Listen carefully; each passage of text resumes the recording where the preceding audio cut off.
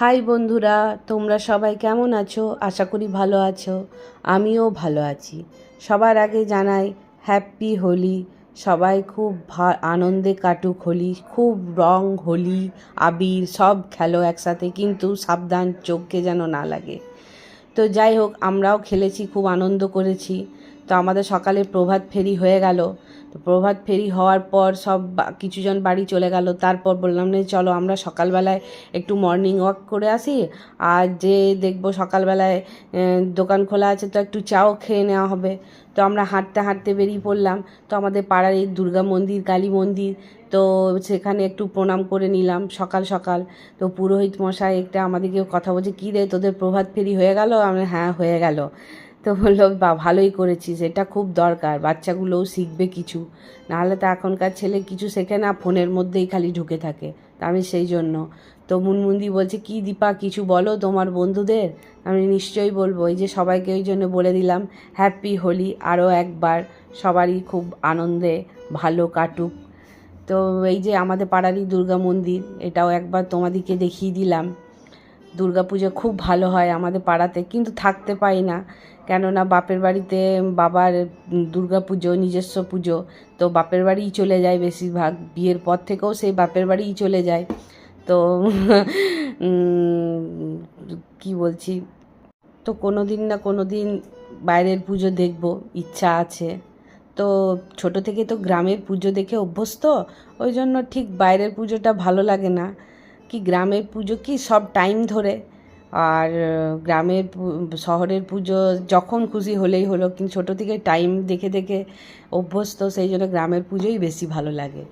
তো এই যে আমরা সবার একবার ফ্ল্যাটের নিচে সবাই গান করে নিলাম, ফাগুন লেগেছে বনে বনে, এই গানটা একটু গেয়ে নিলাম সবাই মিলে, খুব ভালো লাগলো।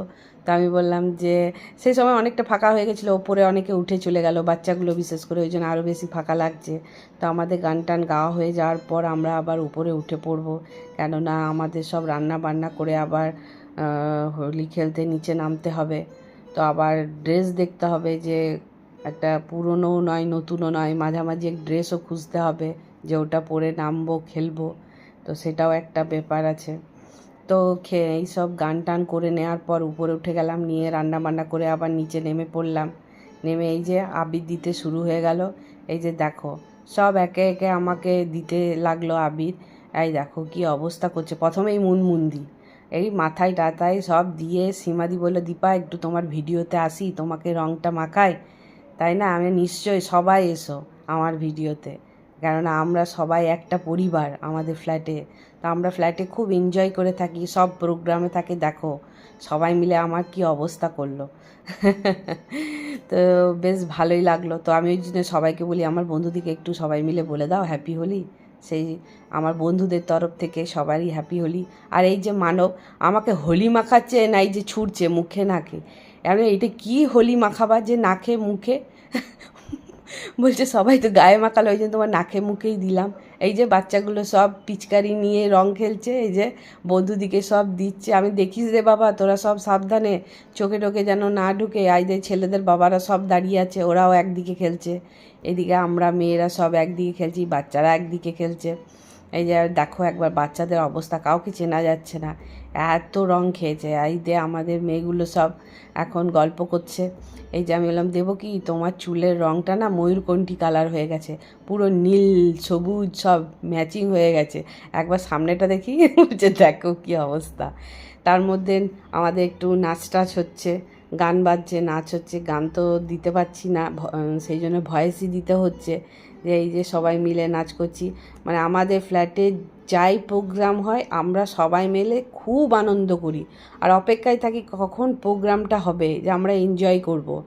নাচ গান ফটো খাওয়া দাওয়া সব একসাথে, মানে এত এনজয় করে। এই জন্য না আমাদের ফ্ল্যাটে কোনো প্রোগ্রামে কেউ কোথাও যায় না, সব ফ্ল্যাটে থাকে, এত আনন্দ করি। সরস্বতী পুজো, কি বলে, ডিসেম্বরে বেড়াতে যাওয়া, হোলির সময় সবেতে আমাদের আনন্দ। যে এই যে সোমনাথদা বললো দাঁড়াও দীপা আমি একটা জিনিস আনছি ওইটা নিয়ে তোমরা নাচ করো, নিয়ে ওইটা নিয়ে এসে কী নাম এটা আমি ঠিক জানি না, তোমরা যদি কেউ জানো তো একটু প্লিজ জানিও। তো আমাকে দিল, তো যা তোমরা করো। এই সোমনাথদাই ভিডিও করে দিচ্ছে আর আমরা এই যে নাচ করছি খ্যাপার মতন। মোটামুটি তখন অনেকে বাইরে চলে গেছে, তো আমরা এই কজন ছিলাম ততজনই করছি। তো এই যে হয়ে গেল চান টান খাওয়া দাওয়া ঘুম সব হয়ে পর রাত্রে সবাই আমরা ছাদে চলে এলাম। এই যে সবজি কাটা হচ্ছে আর তো রান্নাবান্না আছে রাত্রে।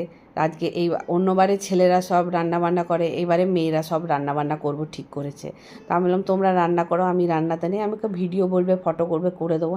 বাবু ঘরে সব সময়তেই রান্না করি, একদিন বাবু ছুটি পেয়েছি ঠিক আছে আমি রান্নার দিকে নেই। বলছে না না তুমি যেটা করছো ওটাই খুব খুশি, নাহলে তোমার ফোন থেকে যে ফটোটা ভালো আসে আমাদের ফোন থেকে অতটা ভালো ফটো আসে না। এই দেখো আমাদের ফ্ল্যাটে সবার জন্য আমাদের প্রোমোটাররা একটা বড় রান্নাঘর করে দিয়েছে টপ ফ্লোরে। এই দেখো কত বড়। এই যে আমাদের ফ্রাইড রাইস হবে বলে সব রেডি করছে, এই যে চাল ধুইয়ে রাখা আছে, ওইদিকে চিকেন রেডি করে রাখা হয়ে গেছে মশলা টশলা মাখিয়ে। তো এই দেখো রান্নাঘরটা একবার দেখিয়ে দিচ্ছি কত বড়। এই যে আমরা এইখানে ছোট পার্টি ফাটি করলে এর মধ্যেই করি। কত বড় দেখলে। এই যে রান্না করতে শুরু হয়ে গেছে, সবাই বলছে সুমনা রান্না করছে, বলছে সুমনা রান্না করছে আমরা একবার ওকে ধরে থাকি তাহলে আমাদেরও রান্না করা হয়ে গেল। আমি বলছি সেগো বরণ করার মতো, ঠাকুর একজন বরণ করে আর আমরা সবাই টাচ করে থাকি, আজকে সে রান্নাটা ওই রকম হয়ে গেল যে কি হাসি সবাই। সব সুমনা রান্না করছে, সবাই এই দেখোটা সবাই সুমনাকে ধরে আছে যে আমাদেরও রান্না করা হচ্ছে। তো এই যে ফ্রাইড রাইসটা অলমোস্ট কমপ্লিট হয়ে গেছে। এই যে তারপরে মাংস চাপাবে একটু পরে। ফ্রাইড রাইসটা বললো একবার এখানে মাখিয়ে নিই, চিনি দিতে হবে। আমি দাও, তার গন্ধতেই তো বেশ ভালোই লাগছে যে চিনি দিচ্ছে, আমি গন্ধটা বেশ সুন্দর উঠছে, খুব ভালো লাগছে। এখনই মনে হচ্ছে বসে খেয়ে নিই।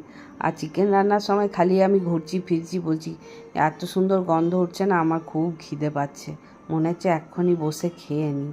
তো কি হাসি সবার, বলছি দীপা তুমি পারো বটো, আমি না কি করবে বলো, আমি গন্ধ সহ্য করতে পারি না। এই যে এত বড় যে জায়গাতে এই যে উল্টানো পাল্টানো খুব কষ্টের ব্যাপার, আমি দেখো যেন পড়ে না যায়। এই যে চিকেন কষা অলরেডি কমপ্লিট হয়ে গেছে, তাই জল দিয়ে দিচ্ছে। প্রায় 80% সেদ্ধ হয়ে গেছিলো, আর একটু সেদ্ধ হলেই হয়ে যাবে। তো এই যে জল দিয়ে দিল, মুনমুন দিয়া সুমনা দুজন মেরে ভালো করে নাড়াচ্ছে। তারপর খেতে বসে গেল প্রথম ব্যাচে বাচ্চারা, দেবকী খেতে দিচ্ছে। আমি ভালো করে খাবি, কেউ লজ্জা করবি না, যে লজ্জা করবি সেই ফাঁকাবি। তো আমি ছেলেটাকে বলছি বেটু ভালো করে খাবে, লজ্জা করো না, দুজনকেই বলছি। বলছে না না খাবারে আবার লজ্জা করে নাকি, একদমই লজ্জা করে না। আমি সেটাই, খেয়ে নাও পেট ভরে। তো এই যে সব খাচ্ছে, আর্যকে ওর মা মাখিয়ে দিচ্ছে, খাচ্ছে। এদিকে ডল খাচ্ছে, ওম খাচ্ছে। আরে ভালো খাও। ওরা যা আনন্দ করলো, ওরে বাপরে, সারা সকাল আবির, তারপর বিকেলে খেলেছে, আবার রাত্রে ওপরে ফিস্ট, সেই বন্ধুদের সাথে গল্প। তো আমরাও খেতে বসে গেলাম, ফ্রাইড রাইস চিকেন মিষ্টি, বেশ ভালো লাগছিল। এই যে তা আমাদেরও মোটামুটি খাওয়া কমপ্লিটের দিকে। তো বাচ্চারা বসলো, তারপর বাচ্চার মারা বসলো, এবার বাচ্চার বাবারা সব বসবে। তো আমি ওইটাই দেখাচ্ছি ওকে, খুব সুন্দর খাওয়া দাওয়া হয়েছে গো, খুব সুন্দর রান্না হয়েছে। তো এই যে লাস্ট পাতে মিষ্টি রসগোল্লা, কি সুন্দর খেতে। এই কিষাণুকে বলছি কি কিষাণু কেমন হয়েছে, বলছে দারুণ হয়েছে দারুণ। এই যে সবার বাবারা শেষ পাতে খেতে বসেছে। তো এই যে আমি বললাম হ্যাঁ খেয়ে নাও। ঠিক আছে, ব্লগটা কেমন লাগলো জানিও। একবার দুর্গাপুরের রাতের দৃশ্যটা দেখে নাও, চারিদিকে লাইট লাইট, কি ভালোই না লাগছে। কেমন হলো প্লিজ জানিও। বাই।